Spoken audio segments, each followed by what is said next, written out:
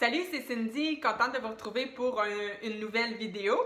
Alors, aujourd'hui, je vous parle des 3 derniers livres que j'ai lus et c'est le fun parce que c'était 3 super bonnes lectures. Donc, c'est le fun un peu de parler de livres quand c'est positif. Et en plus de ça, ce sont 3 genres différents. Donc, je me dis que je vais peut-être aller chercher plusieurs goûts.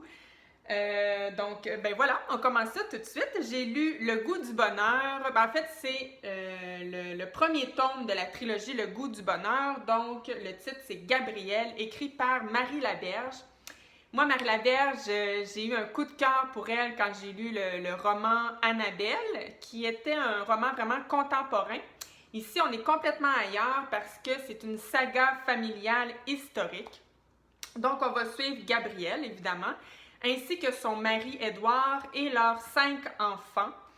Donc, je peux pas tant vous en dire plus pour l'histoire dans ce sens où il n'y a pas d'événement majeur, il n'y a pas d'intrigue, il n'y a rien de spécial qui arrive qui fera en sorte que ce serait bon de le mentionner dans un résumé. Au contraire, c'est plus la vie de cette famille-là au quotidien, donc une vie de famille, tout ce qu'il y a de plus normal. Mais évidemment, il leur arrive plein de petites choses, comme d'ailleurs à toute famille. Et aussi, on est dans un contexte historique, puisque ça se passe au Québec dans les années 1930. Donc voilà, on en apprend sur justement le contexte historique dans ces années-là au Québec. Je vous dirais que ce qui est mis surtout de l'avant, c'est la place de la femme, le rôle de la femme dans la société dans ces années-là, qui était quand même assez loin de la place qu'on a aujourd'hui en 2020. Donc voilà, c'est tout court comme résumé, mais comme je vous dis, je vois pas vraiment ce que je pourrais dire d'autre sur ce livre. Moi, je l'ai beaucoup aimé. Je l'ai beaucoup aimé. Encore une fois, l'écriture de Marie Laberge, là, j'ai pas d'autres mots, moi, pour la décrire que parfaite. Je la trouve parfaite, son écriture à cet auteur-là. Évidemment, je ne connais pas Marie Laberge, je ne connais pas son processus d'écriture, mais quand je lis ses livres, en fait, là, c'est le deuxième que je lis de cette autrice, on dirait que, je me dis, my God, ça doit être une femme qui peaufine et peaufine et peaufine ce qu'elle écrit, parce que c'est tellement parfait. Les personnages sont tellement bien construits, sont tellement réels. Assez là moi c'est pas mêlant, Gabriel puis sa famille, ils existent dans la vraie vie là, tu sais, c'est trop fin. Donc, et ça coule comme écriture, c'est fluide là. Vraiment là, c'est ça, j'ai pas d'autres mots que dire parfait pour l'écriture. L'histoire aussi, comme je vous dis, il faut aimer les histoires où il ne se passe pas nécessairement de rebondissements et de trucs qui nous tiennent en haleine, genre comme dans les polars. Donc, il faut aimer le genre, évidemment. Moi, j'aime ça. donc, ça a marché pour moi. Puis, je trouve même, j'irais jusqu'à dire que c'est le genre de lecture, une lecture importante et même presque nécessaire, en fait, pas nécessairement celui-là, mais des romans historiques, je trouve ça important d'en lire pour prendre conscience des générations qui étaient là avant nous. Moi, ça me remplit de gratitude pour les femmes avant moi, ma mère, ma grand-mère et en fait toutes les femmes qui ont passé avant moi finalement. Parce que comme je vous disais, ça met beaucoup on parle beaucoup de la femme dans ces années-là, puis je sais qu'il y a encore du travail à faire aujourd'hui, mais il demeure que, my God, c'est quand même, on est quand même loin de cette époque où la femme était soumise à son mari. La femme n'avait pas le droit de vote. Tu sais, moi, il y a un passage qui m'a marqué. Un homme, dans ce temps-là, qui perdait son travail, avait le droit de recevoir une aide financière de l'État. Mais une femme, elle, qui devenait veuve et donc qui n'avait plus d'argent, parce qu'évidemment, c'était l'homme qui ramenait l'argent à la maison, une femme, elle, ne pouvait pas avoir d'aide financière de l'État parce qu'évidemment, une femme ne peut pas s'occuper d'un budget familial. Hein. Une femme n'est pas assez intelligente pour ça. Une femme ne peut pas signer un contrat ou signer pour acheter une maison. Voyons. Hein? Donc, my God. sais, quand tu lis ça, tu te dis, mais mon Dieu, je peux pas croire qu'un jour, on ait pensé que la femme était inférieure à l'homme. Je trouve ça tellement... Ça n'a pas d'allure. Mais en même temps, je trouve ça important, justement, d'en être conscient.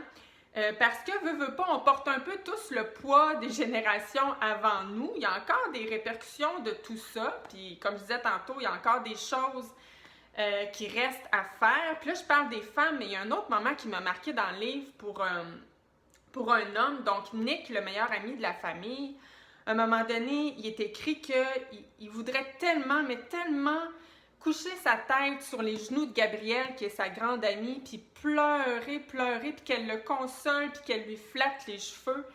Mais évidemment, même juste d'y penser, il se sent un peu mal parce que jamais, mais jamais un homme irait pleurer devant une femme et surtout pas se faire consoler par une femme.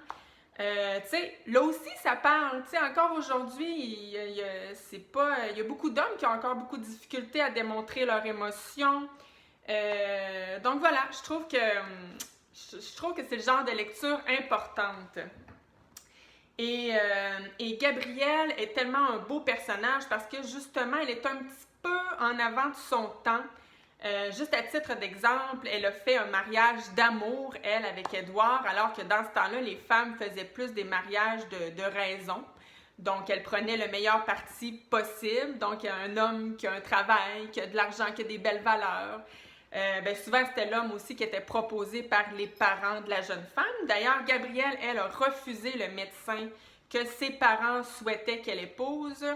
Et donc, c'est ça. Là, elle a marié Édouard, qui, en plus, qui a des origines anglaises. Donc, ça fait, on comprend que ça n'a pas été bien accepté dans la famille. Les parents n'étaient pas du tout d'accord avec la décision de Gabrielle. Puis même si les parents de Gabrielle ne sont plus vivants dans le livre, on sent encore que les deux sœurs, Germaine et Georgina, ont encore un petit peu de rancœur face à Gabrielle d'avoir mis la chicane, si on veut, dans la famille. Mais les deux sœurs, on le sent sans que ce soit dit, on le sent aussi qu'elles envient beaucoup Gabrielle parce que Gabrielle a fait un mariage d'amour. Elle est heureuse avec son mari, avec ses 5 enfants. Donc voilà, elle vit... c'est ça, elle est un peu en avant de son temps. Puis aussi, il y a plein d'autres petites choses aussi qui font d'elle une femme qui est comme pas de son époque. Et voilà, c'est des super de beaux personnages. Je me suis beaucoup attachée à la famille puis à tous les personnages aussi qui transitent autour de la famille. Je dois dire que c'est un livre de 800 pages et il n'y a aucun chapitre, donc c'est un bout à l'autre. Je le dis parce que c'est pas tout le monde qui aime les gros livres. Moi, personnellement, ça me dérange pas du tout, même qu'à l'inverse, je suis toujours très attirée par les gros livres parce que j'aime ça être plongée dans une histoire et avec des personnages sur une longue période de temps. Ben, quand c'est bon, évidemment, parce que quand c'est pas bon, un livre de 800 pages, c'est long en tabarouette. Mais dans ce cas-ci, c'est pas long, mais je dois avouer que autour des, mettons, après 600 pages à peu près, c'était pas que c'était des longueurs, mais je sentais que j'avais atteint un genre de plateau. Tu sais, c'était comme, bon, je pense que j'en ai eu assez. C'est le portrait de la famille est assez complet. Tu sais, j'en avais pas tant besoin de plus. Donc, oui, 800 pages, c'est peut-être un peu trop, mais encore là, c'est pas vraiment des longueurs. Là. Tu sais, ça se lisait vraiment très bien. Un petit point négatif, je n'ai pas du tout aimé la fin, qui est tellement abrupte, là.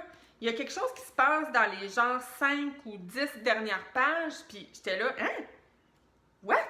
C'est pour vrai, là? Puis c'est genre quelque chose qui m'aurait touchée ou en tout cas qui m'aurait amené des émotions. Mais là, ça termine tellement abruptement que j'ai même pas eu le temps de vivre l'émotion, si on veut. Fait que, tu sais, je veux bien croire que l'auteur voulait nous emmener au prochain tome, mais c'est vraiment beaucoup trop abrupt comme fin. Mais c'est ça, c'est quand même un très beau livre et moi, c'est certain que je vais lire Adélaïde, le tome 2 de cette trilogie. Et je le conseille à tout le monde qui aime les sagas familiales historiques. À titre d'exemple, là, ceux qui ont adoré Les filles de Caleb de Arlette Couture, ben je suis à 95% certaine que vous allez aimer ce livre-là. Donc, voilà, une très belle lecture. Ensuite, prochain livre, j'ai lu Petit secret, grand mensonge de Liane Moriarty. Et là, j'ai envie de pleurer. J'ai envie de pleurer, pas parce que c'était pas bon, au contraire, parce que c'était trop bon. J'ai capoté sur ce livre-là. Puis là, vous allez me dire, mais pourquoi, c'est quoi le rapport, pourquoi tu veux pleurer? C'est parce qu'imaginez-vous donc que moi, j'ai vu la série Big Little Lies réalisée par Jean-Marc Vallée, qui est tirée justement de ce livre-là et qui est à peu près en tout point pareil. Donc, j'avais aucune surprise. Je savais déjà toute l'histoire, je connaissais les personnages et surtout, je connaissais le dénouement final. Et malgré tout, j'ai capoté sur le livre. Fait que imaginez si j'étais rentrée là-dedans en ne sachant rien. Je sais pas c'est quoi qu'il y a en haut de capoter, là, mais c'est ça. J'aurais... j'ai pas d'autres mots que capoter, là, mais fait que je trouve ça tellement dommage. Surtout que la fin, le fameux dénouement final, moi, dans la série télévisée, je l'avais deviné. Mon chum aussi, d'ailleurs, l'avait deviné. Mais dans le livre, il n'est pas amené tout à fait de la même manière et je suis sûre que je ne l'aurais pas deviné. Je suis sûre. Ce qui fait que ça aurait été une super belle surprise. Tu sais, c'est-tu le fun dans un polar d'être surpris par la fin? Tu sais, c'est tellement un beau sentiment. Donc, d'ailleurs, je ne vous ai pas dit l'histoire de ce livre, mais en fait, c'est mes deux genres préférés. Tu sais, à la base, là, c'était plutôt winner dans mon cas, c'est-à-dire que en trame de fond, c'est un polar, parce que dans les premières pages, là, je vous spoil rien, on sait dès le départ qu'il y a un parent qui est décédé lors d'une soirée bénéfice organisée par l'école, donc où tous les parents se réunissaient. Et on sait qu'il y a un parent qui est mort. On ne sait pas comment, est-ce que c'est un accident, est-ce que c'est un meurtre, on ne le sait pas. Et donc, en trame de fond, ben, on suit un peu, pas un peu, mais on suit l'enquête qui va mener à savoir qu'est-ce qui s'est finalement passé lors de cette soirée-là. Donc ça, c'est l'aspect polar, thriller, suspense, appelez-le comme vous voulez. Mais d'un autre côté, on est aussi avec une fiction contemporaine parce qu'on suit trois femmes, Madeleine, Céleste et Jane, qui sont des personnages juste succulents. J'ai tellement aimé ces personnages-là. Ce sont trois femmes avec des personnalités très différentes, mais quand même qui ont plusieurs similitudes. D'abord, dans les trois, leur enfant commence la maternelle cette année-là. Puis c'est d'ailleurs ça un peu qui va créer l'amitié entre les trois. Quoique Céleste et Madeleine étaient déjà amies, alors que Jane, elle, vient juste d'emménager dans la région et elle va se lier d'amitié à ces deux autres femmes-là. Céleste et Madeleine, c'est vraiment des femmes de l'extérieur, le genre de femmes qu'on envie, qui ont l'air d'avoir toutes. Ce sont des femmes très aisées financièrement, tu sais, le beau mari, la grosse cabane sur le bord de la plage. C'est ça, le genre de vie qui a l'air parfaite. Mais évidemment, comme le dit le titre, elles ont l'air parfaites de l'extérieur, mais ce ne sont que des apparences. Parce que, en fait, non, je veux dire, il y a aussi plusieurs aspects qui sont très bien dans leur vie, là, mais elles ont chacune leurs petits secrets, petits et grands secrets, je dirais. Et pas des grosses affaires, là, que c'est pas réaliste, là. Non, des petits secrets qui peuvent arriver tu sais, on peut tous connaître une amie qui a ce genre de petits secrets-là. Et c'est ça, l'écriture de Liane Moriarty, là, je la trouve, là, mais c'est sûr que c'est des personnages, est-ce que j'aurais autant aimé ça à 20 ans? D'après moi, je l'aurais aimé, là, mais peut-être pas autant parce que, veux pas, je me vois un peu dans ces personnages-là. Pas nécessairement parce que tout ce qui arrive là-dedans m'est arrivé à moi, mais tu sais, on a des similitudes, on est en couple, on a des enfants et tout. Puis il y a plein de petits moments là, tellement savoureux, tellement jouissifs à lire, là. Tu sais, le genre de petits trucs qu'on a on a parfois dans notre petit jardin secret, là, tu sais, des petits trucs qu'on se dit dans notre tête, mais que jamais on dirait ça à nos enfants ou à notre chum parce que ça se dit comme pas. Mais je pense qu'on a toutes parfois ces petites pensées-là, puis c'est bien correct, là, le petit jardin secret finalement. Mais tu sais, de le lire à travers des personnages, puis c'est tellement bien amené, bien écrit. Ah, moi, j'ai trouvé ça succulent, là, mais incroyable. Puis l'intrigue en plus, parce que j'ai lu un autre livre de Liane Moriarty où j'avais vraiment tripé sur l'écriture contemporaine, les personnages, tout comme j'ai tripé là-dedans. Mais l'intrigue n'était pas réussie, puis ce livre-là en question, c'était un peu beaucoup à la folie. Mais ici, l'intrigue est juste parfaite. Parfaite. C'est un livre de 600 pages, puis il y a tellement de rythme, là, il n'y a aucun moment là, que je peux dire, bah, c'était-tu nécessaire? Non, il n'y a aucun moment de trop ou qui n'était pas, pas nécessaire, là, je me répète encore, là, mais c'est...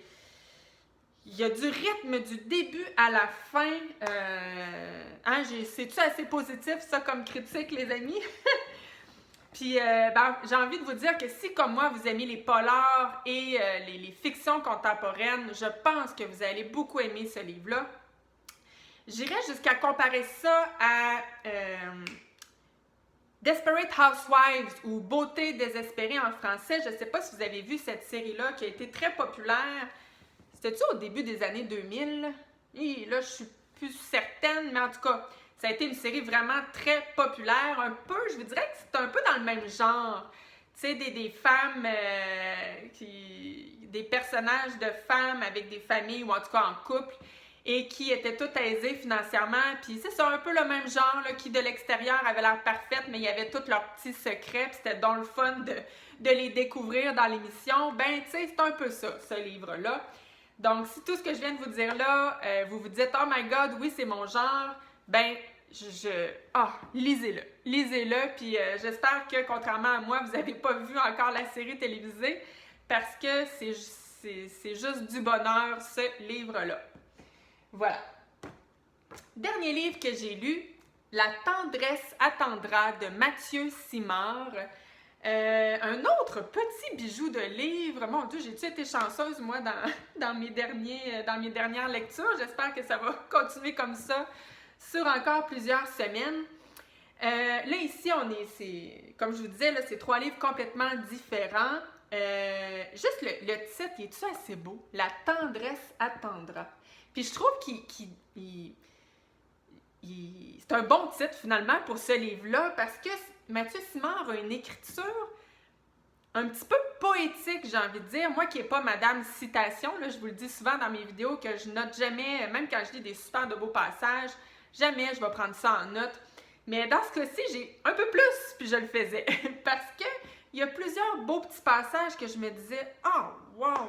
C'est tellement beau! » Puis c'est ça, il y a comme une petite touche de poésie là-dedans. Ah, que c'est beau! Puis Mathieu Simard, je trouve, a le don. Moi, c'est le 2e livre que je lis de lui. Et je trouve que cette capacité-là Moi, je rentre là-dedans, là, puis j'ai l'impression d'être en intimité avec l'auteur, en intimité, en fait, avec son personnage. Je ne sais pas, il y a comme une relation intime qui je sais pas si c'est fou ce que je dis là, mais ça me fait tout le temps un peu ça. Là, c'est sûr que ça fait juste 2 livres que je lis de l'auteur, mais quand même, ça fait 2 fois que je ressens ça. Je trouve aussi que cet auteur-là est un maître au niveau de comment dire, pour marier humour et sensibilité.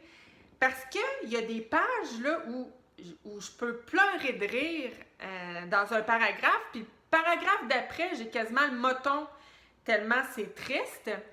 Puis ça jure pas du tout, là, pas en toutes les... Fait tu sais, je trouve que c'est...